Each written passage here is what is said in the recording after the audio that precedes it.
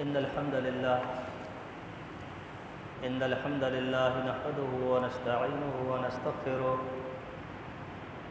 ونعوذ بالله من شرور أنفسنا ومن سيئات أعمالنا من يهده الله فلا مضل له ومن يضلل فلا هادي له وأشهد أن لا إله إلا الله وحده لا شريك له وأشهد أن محمدًا عبده ورسوله أما بعد فإن خير الحديث كتاب الله وخير الهدي هدي محمد صلى الله عليه وسلم وشر الأمور محدثاتها وكل محدثة بدعة وكل بدعة ضلالة وكل ضلالة في النار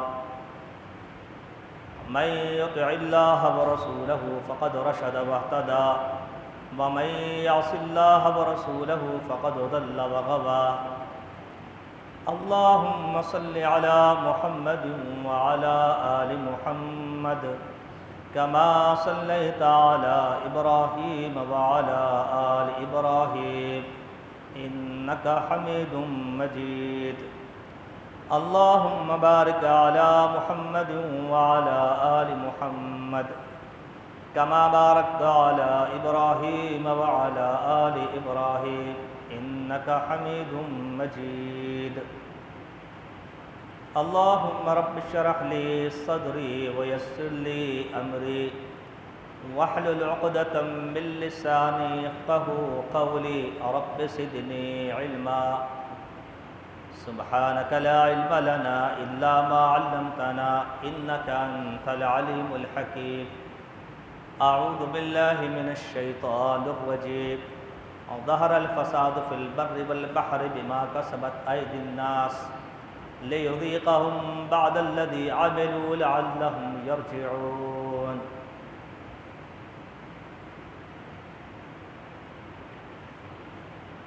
بارے الاحترام دوستو،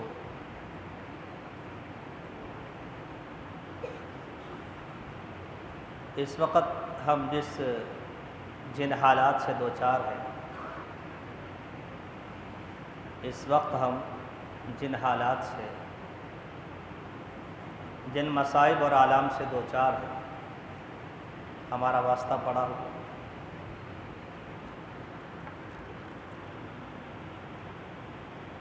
اس کو قرآن مجید کی روشنی میں دیکھیں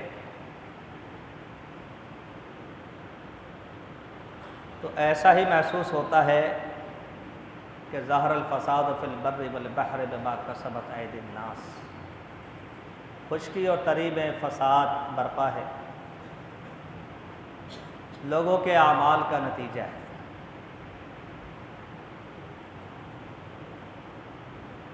صرف سیلاب زدگان کی بات نہیں ہو، پورے ملک میں یہی ہو، بلکہ پوری دنیا میں دیکھا جائے تو یہی ہو، فساد، فتنے پھوٹ پڑے ہیں، قتل و غارت گری عام ہے، انسانیت پامال ہو رہی ہے، دین ایک محدود دائرے میں اس کا ذکر رہ گیا ہے، کوئی شخص بھی اپنی زندگی سے مطمئن نہیں ہے، ایک قلق ہے، اضطراب ہے، بے چینی ہے، بے قراری ہے۔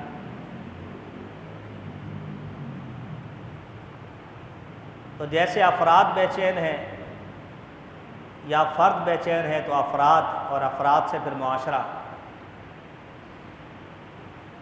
تو ساری دنیا جو ہے فتنوں کی آماج گاہ، فساد کی آماج گاہ بنی ہے، الا ماشاء اللہ اس کو اللہ نے بچا لیا۔ نبی کریم صلی اللہ علیہ وسلم کی حدیث ہے، آپ فرماتے تھے ان السعید لمن جنب الفتن، ان السعید لمن جنب الفتن، پھر فرمایا ان السعید لمن جنب الفتن، خوش نصیب ہے، بامراد ہے، اچھے بخت والا ہے، 3 دفعہ فرمایا، جس کو فتنے سے بچا لیا گیا، جس کو فتنوں سے بچا لیا۔ وَلَمَنِ ابْتُلِيَ بِهِنَّ فَصَبَرَ فَوَاهَ او کما قال صلی اللہ علیہ وسلم۔ اور جس کو آزمائش میں ڈال دیا گیا اس نے صبر کر لیا، اس نے صبر سے کام لیا، تو اس کے لیے شاباشی، اس کے کیا کہیں۔ تو ابتلاؤں سے، آزمائشوں سے پناہ مانگنی چاہیے۔ یہ کوئی انجوائے کرنے کی چیز نہیں ہے، مزے لینے کی چیز نہیں۔ حوادث اور واقعات سے اپنے لیے عبرت کا سامان جمع کرنا چاہیے۔ حتیٰ کہ آپ تاریخ اسلامی کا مطالعہ کریں تو اندازہ ہوگا کہ صحابہ کرام رضوان اللہ علیہم اجمعین میں بڑے بڑے جرنیل اور کمانڈر، بڑے بڑے مجاہد جب کسی علاقے کو فتح کرتے اور کوئی بہت بڑا علاقہ اور بہت سا مال و زر دشمنوں کا ہاتھ آ جاتا تو لوگ مبارکباد دیتے، خوشیاں مناتے اپنے اپنے انداز سے، اور جو لیڈر ہیں وہ رو رہے۔ پوچھا جاتا کہ رونے کی وجہ کیا ہے؟ یہ تو خوشی کا دن ہے، اللہ نے ہمیں فتح سے ہمکنار کیا ہے، اللہ نے اپنے باغیوں کو رسوا کر دیا ہے، پست کر دیا ہے، ذلیل کر دیا ہے، اور رونے کی کیا بات؟ تو وہ نصیحت فرماتے کہ ان کا جو یہ حشر ہوا ہے کس وجہ سے ہوا؟ اللہ کے نافرمان۔ تو اگر ہم اللہ کے نافرمان ہو گئے تو پھر ہمارے ساتھ کیا ہوگا؟ وہ اس موقع پر بھی ایک دعوت فکر دیتے۔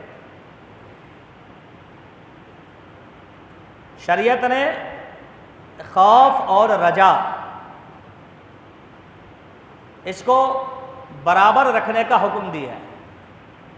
اہل علم نے اس کی وضاحت یوں کی کہ خوف اور رجا یعنی بہت زیادہ انسان کا خوف زدہ ہونا بھی نقصان دہ، اتنا خوف زدہ ہو گیا کہ ہاتھ اٹھتے ہی نہیں، سر جھکتا ہی نہیں کہ کیا ملے گا، میں تو بہت گنہگار ہوں۔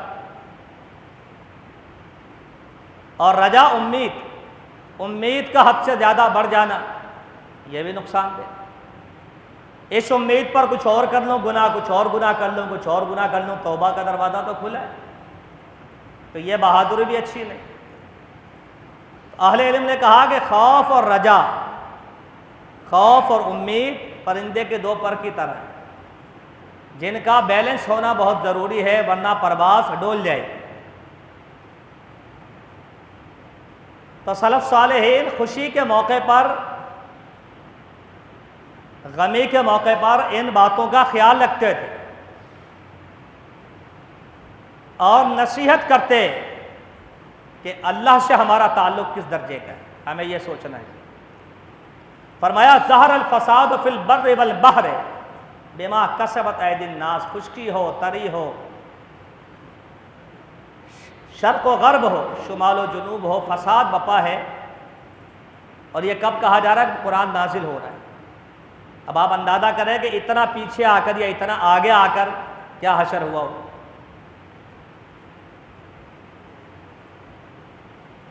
اور ساتھ میں کیا کہا؟ بما کسبت ایدی الناس، کوئی بات بھی بلا وجہ نہیں ہوتی، لوگوں کے اعمال کا نتیجہ ہے۔ ہو سکتا ہے کہ ہم براہ راست اس کا حصہ نہ بنیں، مگر بالواسطہ اس کا حصہ بنے، جس کو ہم ڈائریکٹ اور انڈائریکٹ سے تعبیر کرتے ہیں، کہ ہم براہ راست تو اس کا حصہ نہیں بنے، اس بگاڑ کا، اس فساد کا، اس فتنے کا، اس عذاب الہی کا، اس ابتلا اور آزمائش کا، لیکن ممکن ہے کہ ہم کسی واسطے سے اس میں حصہ ڈال چکے۔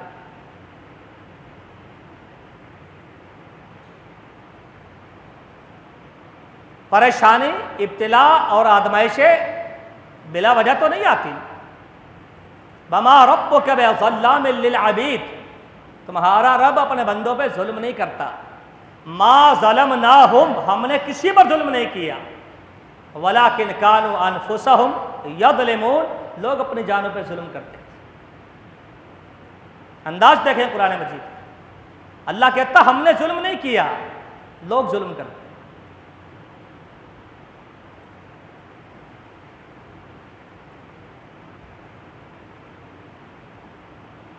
بلکہ صحیح مسلم کے جو حدیث قدسی مشہور ہے اس کے الفاظ ہیں، اللہ رب العالمین سے نبی کریم صلی اللہ علیہ وسلم روایت کرتے ہیں کہ اللہ نے فرمایا یا عبادی انی حرمت الظلم علی نفسی وجعلتہ بینکم محرما فلا تظالموا، اے میرے بندو میں نے ظلم کو اپنے وجود کے لیے، اپنی ذات کے لیے حرام قرار دے دیا اور اس کو تمہارے مابین بھی حرام قرار دیا ہے، ایک دوسرے پہ ظلم نہ کرنا۔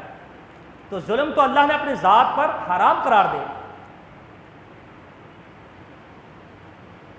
پھر کیا وجہ ہے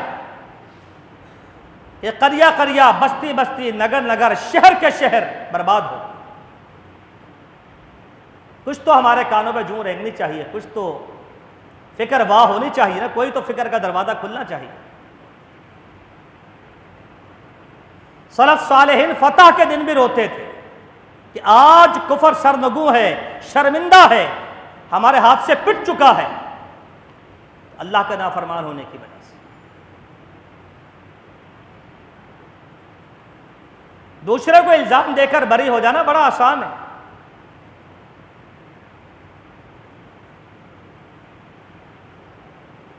اور آج تقریباً معاشرہ اسی طرف جا رہا ہے کہ ہم اپنے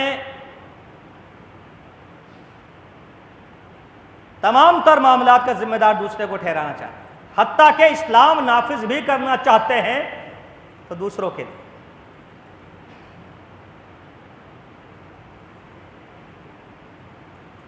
ہمیں اپنے روش کو بدلنا ہوگا۔ قرآن کا انداز دیکھیں، پہلے کیا کہا؟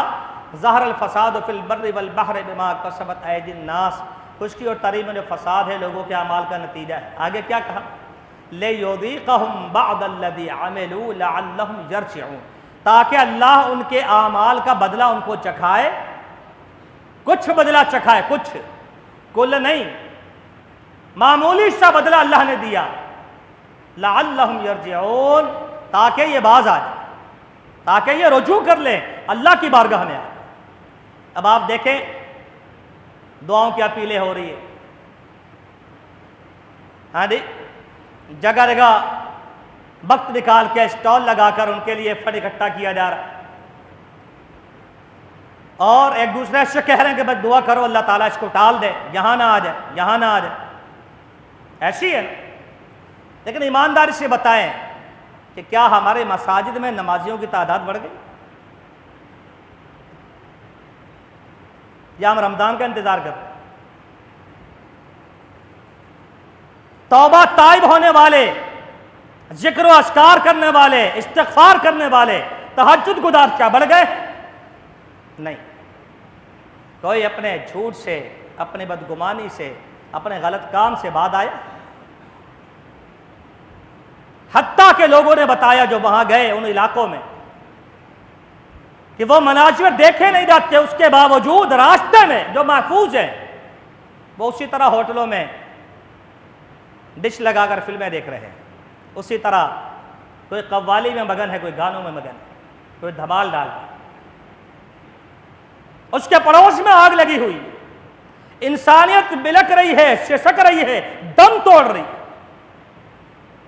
اور یہ زمین جنبد نہ جنبد گل محمد، یہ آڑا ہوا، یہ اللہ کا باغی بنا۔ ذہن میں کیا ہے کہ ہمارے وجہ سے تھوڑی ہوا ہے، ہم نے کیا کیا، ہم نے کیا کیا؟ اللہ رب العالمین نے بنی اسرائیل کے بارے میں کہا لعن الذین کفروا من بنی اسرائیل علی لسان داود و عیسی بن مریم،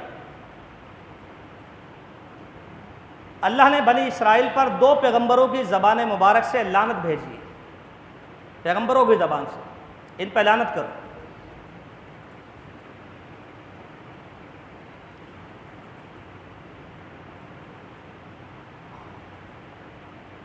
خطبے کے دوران باتیں نہ کیا کریں، یہ باتیں آپ لوگوں کو بہت پہلے بتائی جا چکی ہیں، انہیں اسلام کی روح سے یہ جائز نہیں ہے۔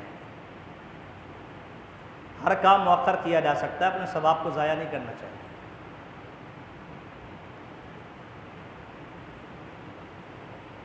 نبی علیہ السلام نے گفتگو کرنے والے کو، روکنے والے کو بھی کہا لغو تھا، تو انہیں بے فائدہ اور بیہودہ بات کی۔ یہ بہت بڑا مسئلہ ہے، ہمیں اس کا خیال رکھنا چاہیے۔ تو میں عرض کر رہا تھا کہ ظہر الفساد فی البر والبحر بما کسبت ایدی الناس، اس کے بعد کیا کہا؟ لیذیقہم بعض الذی عملوا لعلہم یرجعون، تاکہ کچھ مناظر دیکھ کے لوگ رجوع کر لیں، اللہ کی بارگاہ میں آ جائیں، توبہ طائب ہو جائیں، اللہ سے عہد و پیمان کر لیں کہ اللہ ہم باز آ۔ مگر ہمارے ذہن میں کیا ہے کہ جی ہم نے کیا کیا؟ تو بنی اسرائیل کو اللہ نے 2 پیغمبروں کی زبان سے ملعون کیوں قرار دیا؟ کانوا لا یتناہون عن منکر، فرمایا یہ منکرات کی روک تھام نہیں کرتے، منکر کو روکتے نہیں ہیں، مثبت بات کا اس بات تو کر رہے ہیں، جس کو آپ کہتے ہیں پازیٹیو بات کا اس بات تو کر رہے ہیں کہ نہیں اللہ سے ہونے کی امید، کلمہ درست کرا دو، نماز پڑھا کرو، ہاں جی حلال کھایا کرو، سچ بولا کرو، لیکن اپنی آنکھوں سے دیکھتے ہیں منکرات کو، اللہ کی بغاوت کو، شرک و بدعات کو، خرافات کو نہیں روکتے۔ کیوں؟ وہ جو لوگ ٹوٹ جائیں گے کیا کریں؟ اس لیے اللہ نے بنی اسرائیل کو ملعون قرار دیا۔ آج بتائیے ہمارے معاشرے میں ہے یہ مسئلہ؟ بالکل اسی طرح، ہم کون سا روکتے ہیں کسی کو؟ ارے اس کا ذاتی فعل ہے جی، کیا کر سکتے؟ یہ بڑا عام سا جملہ ہے، اس کا ذاتی فعل ہے، کیا کر سکتے؟ ہمارے ہاں ایک صاحب نے ایک دفعہ نماز پڑھائی، لوگوں نے شکوہ کیا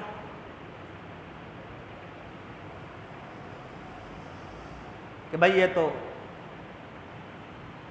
کیا کہوں میں، کسی نے کہا داڑھی کاٹتے ہیں، کسی نے کہا یہ فلمیں دیکھتے ہیں، کسی نے کہا کہ یہ سگریٹ پیتے ہیں، کسی نے کہا یہ گل لگاتے ہیں، کسی نے کہا نسوار لگاتے ہیں، کسی نے کہا یہ گٹکا کھاتے ہیں۔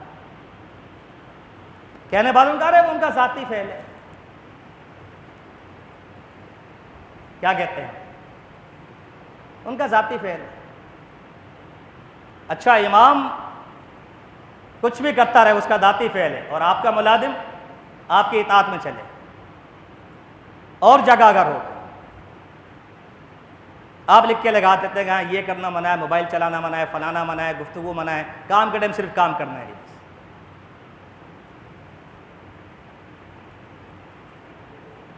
کہنا، سننا، سمجھانا سب کی ذمہ داری۔ نبی علیہ السلام کا فرمان ہے من رأى منکم منکرا فلیغیرہ بیدہ، ہاتھ سے روکو منکر کو، فإن لم یستطع، نہیں ہے استطاعت، فبلسانہ، ہزارہا مرتبہ یہ حدیث ہم نے سنی اور سنائی، فإن لم یستطع فبقلبہ، زبان کی بھی طاقت نہیں، دل سے برا جائے۔ آج ایماندار سے بتا ہماری دعائیں قبول ہوتی ہیں؟ اللہ ماشاءاللہ کوئی بولے گا ہاں جی میری دعا قبول ہوتی، وجہ دور نہ جائیں، صرف ریاض الصالحین اگر آپ اٹھا لیں، ترمذی اٹھا لیں، تو آپ کو یہ حدیث ملے گی کہ جب لوگ امر بالمعروف چھوڑ دیں گے، نہی عن المنکر چھوڑ دیں گے، یہ 2 کام ہے، ایک نہیں، اچھی بات کا اس بات کرنا، کہنا، کرنے کا کہنا کہ یہ کام کرنا چاہیے، اور برے کام سے روکنا کہ یہ کام نہیں کرنا چاہیے، اس کے سامنے سینہ سپر ہو جانا کہ نہیں میں کام اپنی موجودگی میں تو نہیں ہونے دوں گا۔ فرمایا جب لوگ ایسا کرنا چھوڑ دیں گے، اچھے کو اچھا کہنا، برے کو برا کہنا چھوڑ دیں گے، تو پھر یدعو خیارکم، عام لوگ نہیں، بڑے چوٹی کے پرہیزگار لوگ ہاتھ اٹھائیں گے، اللہ ان کی دعائیں قبول نہیں کرے گا۔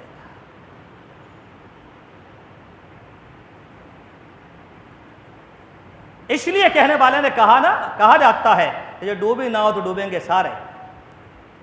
نبی علیہ الصلوۃ والسلام نے ذکر کیا ایک وقت آئے گا کہ لوگ بیت اللہ کو ڈھانے کی طرف سے چلیں گے، اللہ تعالیٰ ان سب کو زمین میں دھسا دے گا، اول بھی اور آخر بھی۔ تو سوال پیدا ہوا کہ اس میں تو بہت سے نیکوکار بھی ہوتے ہیں، تہجد گزار بھی ہوتے ہیں، شب زندہ دار بھی ہوتے ہیں، اللہ والے بھی ہوتے ہیں، تو یہ بستی ڈوبے گی پوری کے پوری۔ پھر تو آپ صلی اللہ علیہ وسلم فرمایا پہلے تو سب کے ساتھ یہی ہوگا جو ہوگا، سب کو دھسایا جائے گا، ثم یبعثون علی نیاتہم، پھر جب اٹھایا جائے گا تو نیت کے مطابق فیصلہ ہوگا، کس کی کیا نیت تھی، کس کا کیا ارادہ تھا۔ وہ کتنا پارسا تھا. تو یہ جو سوچ ہے کہ ہم نے کیا کیا، ہم اپنی ذمہ داریوں سے عہدہ برآ نہیں ہو رہے، ذمہ داریاں نہیں نبھا رہے. ہم نے کہنا سننا روکنا ٹوکنا چھوڑ دیا. ہم نے آپس میں ہزار دشمن بنائے ہوئے ہیں، کیا عالم کیا غیر عالم، مگر اللہ کے لیے اللہ کے رسول کے لیے ہم نے کسی کو دشمن بنایا؟ صحابہ کی محبت میں کسی کو دشمن بنایا ہم نے اپنا؟ کہتے ہیں جی دین جو ہے نا لوگوں کا ذاتی معاملہ ہے. یہ سارے جرائم ہیں، یہ اللہ کی بغاوت ہے.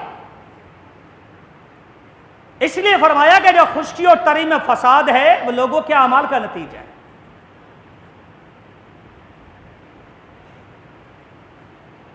اور تکلیفیں مصائب اور آلام اس لیے ہے لعلہم یرجعون، تاکہ لوگ باز آ جائیں. بلنذیقنہم من العذاب الادنی دون العذاب الاکبر لعلہم یرجعون. الف لام میم سجدہ 21واں پارہ. ہم لوگوں کو چھوٹا عذاب چکھائیں گے بڑے عذاب سے پہلے، تاکہ وہ باز آ جائیں. عذاب دیکھ کر، سیلاب دیکھ کر، زلزلے دیکھ کر، تباہی دیکھ کر، بیماریوں اور وبائیں دیکھ کر لوگ باز آ جائیں. کس بات سے؟ اللہ کی نافرمانی سے. اور ہم تو بالکل آخری دور میں آ گئے، جس کے بارے میں رسول اللہ صلی اللہ علیہ وسلم نے فرمایا تکثر الزلازل، جہاں یہ کہا نا کہ تشرب الخمر، شراب بہت پی جائے گی، تکثر الزنا، بدکاری عام ہو جائے گی، جہاں یہ کا علم اٹھا لیا جائے گا، ریشم پہنا جائے گا، حرام چیزوں کے نام بدل کر حلال کر لیا جائے گا، وہاں آپ نے یہ بھی کہا تکثر الزلازل، زلزلے بہت ہوں. اور بعض روایتوں میں تمطر السماء مطرا، بارشیں بہت ہوں. اب آپ اس کی جو بھی توجیہ کرتے رہیں، جیسے کہ ایک بحث چل رہی ہے، آپ کو پتہ ہے کہ مصنوعی زلزلے، مصنوعی بارش اور مصنوعی سیلاب اور تباہی کا بھی انکار اس دور میں نہیں ہو سکتا، کیونکہ میڈیکل سائنس بہت آگے جا چکی. لیکن نبی علیہ الصلوۃ والسلام نے فرما دیا تمطر السماء مطرا، بارش بہت ہوگی. اور بعض روایتوں میں آتا ہے قحط سالی یہ نہیں ہے کہ بارش نہیں ہو رہی، قحط سالی یہ نہیں ہے بارش نہیں ہو رہی، قحط سالی تو یہ ہے بارش ہو اور پیدا کچھ نہ ہو. بارش بھی ہو رہی ہے مگر فائدہ کوئی نہیں ہو، یہ قحط سالی. جیسے آپ نے کہا نا کہ بانجھ کون ہے، لوگوں نے کہا جس کے اولاد نہ ہو. آپ نے کہا وہ بانجھ نہیں ہے، بانجھ وہ ہے جس نے کوئی بیٹا اللہ کی بارگاہ میں نہ بھیجا، جس کی کوئی اولاد فوت نہ ہوئی، وہ بانجھ ہے.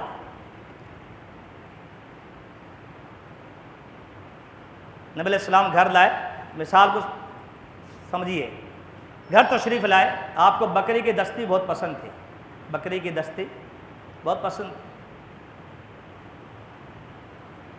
گوشت تقسیم ہو گیا.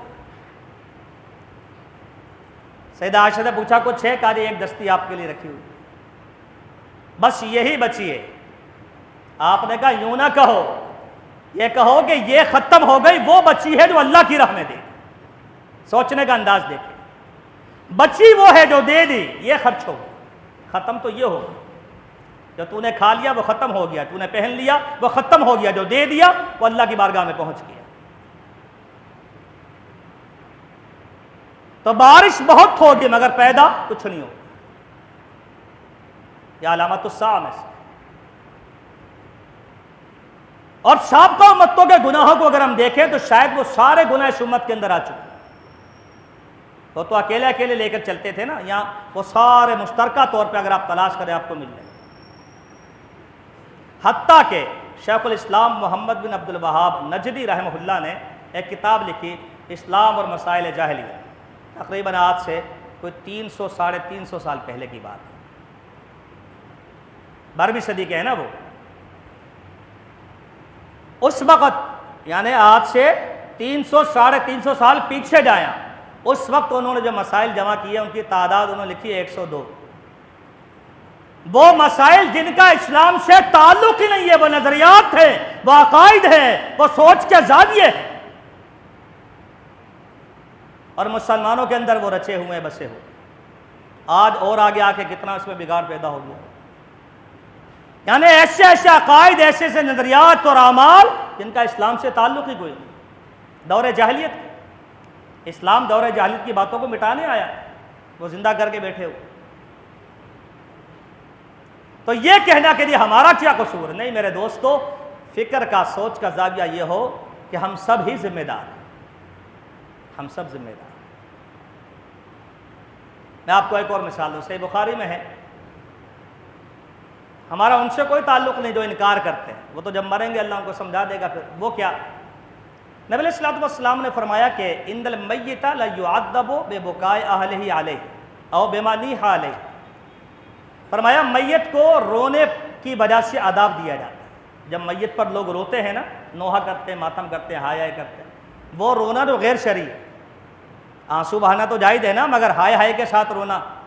حدیث میں آتا ہے زبان سے رونا، آواز نکلے، ہاتھ سے رونا، سر منڈوا لینا، گریبان پھاڑ لینا، چہرے پہ تھپڑ مارنا، ایسا روتا ہے تو مرنے والے کو عذاب ہوتا ہے.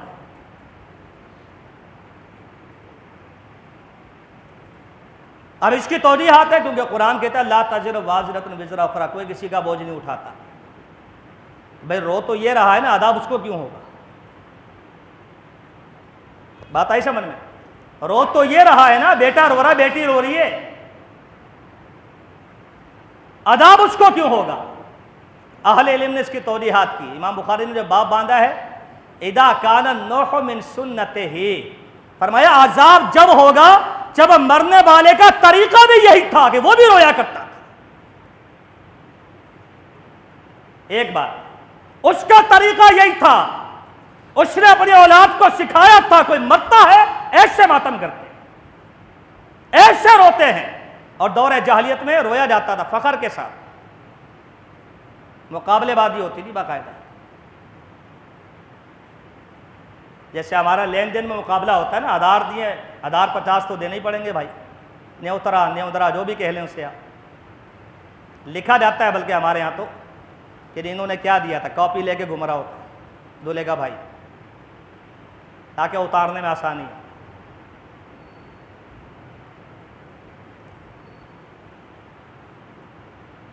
اب کوئی کہے کہ جی ہمارا کیا قصور ہے، اس لیے کہ اس کا عقیدہ، اس کا نظریہ عمل یہی تھا جو اپنی اولاد کو دے کر گیا. ایک تو اس وجہ سے عذاب ہوگا، دوسرا اگر اس کا یہ طریقہ نہیں تھا پھر بھی اس کو عذاب ہوگا. کیوں؟ اس لیے کہ اس کو پتا تھا میرے خاندان میں ایسا ہوتا ہے، اور پھر وہ بچوں کو، بچی کو سمجھا کے نہیں گیا. اس نے کہا جی ذاتی مسئلہ میں کیا کر سکتا. یہ مودودی پالیسی ہے معذرت کے ساتھ. ساری زندگی امریکہ میں گزاری. جب وحید الدین خان صاحب نے تعبیر کی غلطی لکھ کے 1962 میں برات کا اعلان کر دیا، بھائی جماعت اسلامی سے میرا کوئی تعلق نہیں. یہ اور بات ہے، مولانا وحید الدین بھی گمراہ ہو کے مرے. تو جب گرفت کی کہ جی آپ کی اولاد ایسے ایسے، تو حضرت نے فرمایا کہ جی میں تو چونکہ باہر ملک میں رہا، بچوں کو میں سمجھا نہیں سکا، تو لہذا بچوں سے پوچھنا بھی بیکار. میں نے کون سا ان کی تربیت میں حصہ ڈالا جو پوچھوں کیا کر رہے تھے. وہ جانے، ان کا رب جانے. اس کو پتا تھا مرنے والے کو کہ میرے خاندان میں ایسے روتے ہیں، ایسے ماتم ہوتا ہے. وہ بچوں کی تربیت کر کے نہیں گیا. یہ جرم ہے معاشرے کا، برائی کو نہ روکنا. اس لیے جب ڈوبی نہ ہو تو ڈوبیں گے سارے. اس لیے مرنے کے بعد بھی عذاب ہوتا ہے. اگر آپ روک کے نہیں گئے، سمجھا کے نہیں گئے، آپ نے کہا جی ہمارا کیا مسئلہ ہے، گھاس تھوڑی کھاتا ہے، جوان ہو گیا ہے، بچی جوان ہو گئی ہے، خود ہی سمجھ جائے گی. آپ کی ذمہ داری، میری ذمہ داری. ہاں اگر وہ اپنی کوشش کر کے گیا، تمام علماء کا اتفاق ہے، پھر اس کے بچے جتنا بھی رولیں اس کو عذاب نہیں ہوگا، کیونکہ وہ سمجھا کر گیا، اعلان برات کر کے گیا ابو موسیٰ اشعری کی طرح کہ سر منڈانے والے سے میرا کوئی تعلق نہیں، گریبان پھاڑنے والے سے میرا کوئی تعلق نہیں. یہ فرق ہے. آج معاشرے میں یہ مسئلہ ہے. لہذا ہمیں اپنے روش کو بدلنا چاہیے. ہم اسے آداب کہیں، اسے ابتلا کہیں، اسے آزمائش کہیں، جو چاہیں نام دے لیں آپ، لیکن وجہ کیا ہے؟ اللہ کی نافرمانی۔ اور وہ جو ہمارے اندر ایک اضطراب ہے، بے چینی، انفرادی طور پہ یہاں رہتے ہوئے یا اس سے بھی اچھی جگہ رہتے ہو، اس کی وجہ بھی ہے، اس کی وجہ بھی ہے۔ اور اللہ نے کیا کہا؟ فَكُلًّا أَخَذْنَا بِذَنبِهِ، ہم نے جس کو بھی پکڑا اس کے گناہ کی وجہ سے پکڑا۔ کسی کو غرق کیا، کسی پر آندھی کا عذاب، کسی پر چنگھاڑ کا عذاب، اور کسی پر دوسرے عذاب۔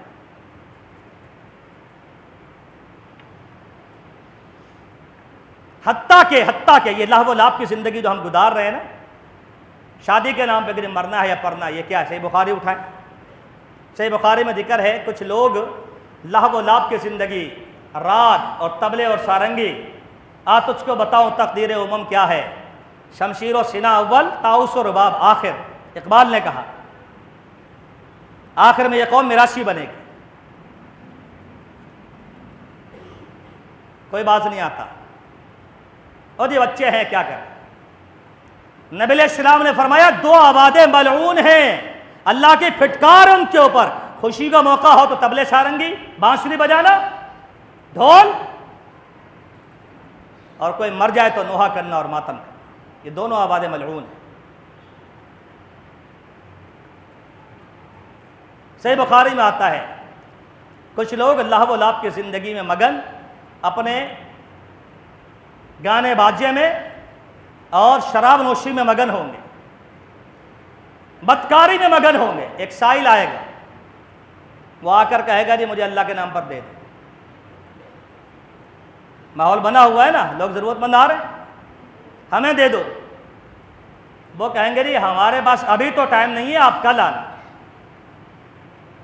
ہمارے پاس ٹائم نہیں ہے، کل آنا۔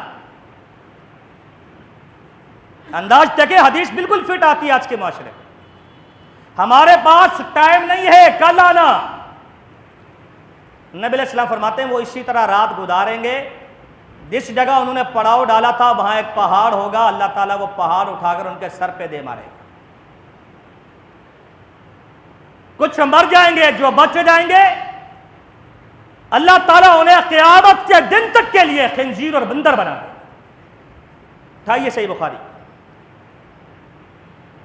اللہ انہیں خنزیر اور بندر بنا دے، اس وجہ سے کہ وہ لہو و لعب کی زندگی میں مگن ہو۔ آج یہی ہو رہا ہے، کسی کو کسی سے کیا غرض؟ نبی کریم صلی اللہ علیہ وسلم نے کیا فرمایا؟